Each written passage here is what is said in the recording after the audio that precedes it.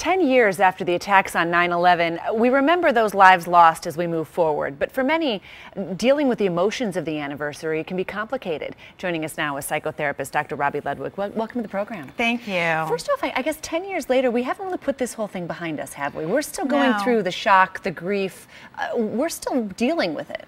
Absolutely, and we're still studying the impact that it's really had on us as a nation, but it certainly has affected the psyche of the American public. I mean, we went from feeling really invulnerable to vulnerable. We were a country that never had any attack on our land. And not only that, to have attacks by people who are living in our own culture and secretly out to get us raised a lot of paranoia.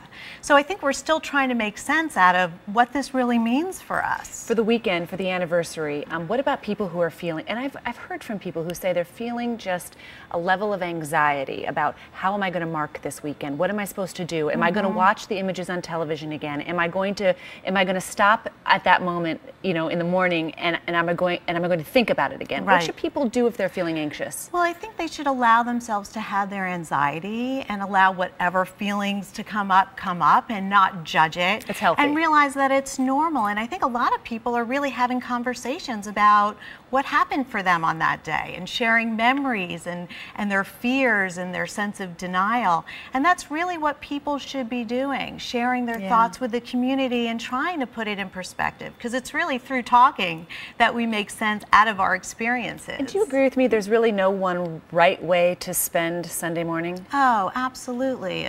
You know, we were talking that some people will be spending it in church, which I think is a great idea. Others with families, for people who were personally affected by this loss, probably sharing it, remembering those who are no longer with us.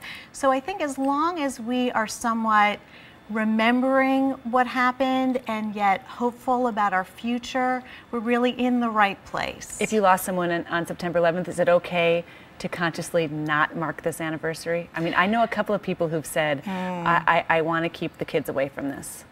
Well, I guess people have to use their own judgment and work with counselors and make sure if that's in sync with what's healthy.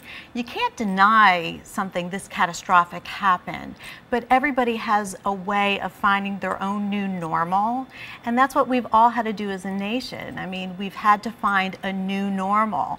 We don't experience ourselves in the same way, and in some cases our families are not the same, but I don't know if saying it just didn't happen and not recognizing it is the way I would recommend. I mean, you have to recognize what happened, where you are today, and what you want for tomorrow. Always nice to see you. Thank you, likewise. Thank you.